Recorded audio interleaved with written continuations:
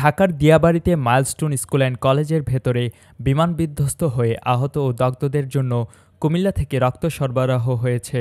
BNP চেয়ারপারসনের উপদেষ্টা হাজী আমিনুর রশিদ ইয়াসিনের সহযোগিতায় এবং দৈনিক কুমিল্লার কাগজ ও সিটি ব্লাড ব্যাংকের সার্বিক ব্যবস্থাপনায় এই রক্তদান কর্মসূচি পালিত হয়। সোমবার দুপুরে দুর্ঘটনার পরপরই ঢাকার হাসপাতালগুলো থেকে আহত ও দগ্ধদের জন্য রক্তের প্রয়োজনীয়তার কথা জানানো হয়।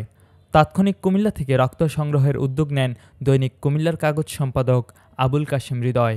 পরবর্তীতে বিএনপির চেয়ারপারসনের উপদেষ্টা ও সাবেক সংসদ সদস্য হাজী আমিনুর রশিদ ইয়াসিনের সহযোগিতায় এবং দৈনিক কুমিল্লার কাগজ ও সিটি ব্লাড ব্যাংকের ব্যবস্থাপনায় রক্ত সংগ্রহ কার্যক্রম শুরু হয়।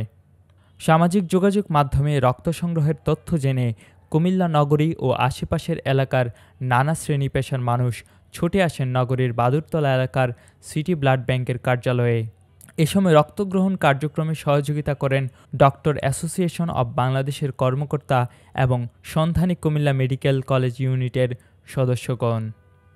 এখন প্রয়োজন হলো সবাইকে আগে আসা, আর আমাদের এখান থেকে আমরা আশা করি রাতের ভিতরে আমরা মিনিমাম 100 ব্যাগ আমরা নেগেটিভ গ্রুপের ব্লাড আমরা পাঠাইতে পারবো।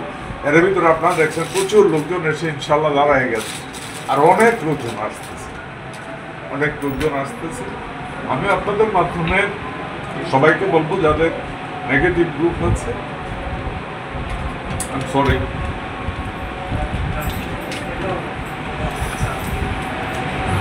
মানুষের জন্য এগিয়ে আসে। মাসুম বাচ্চাদের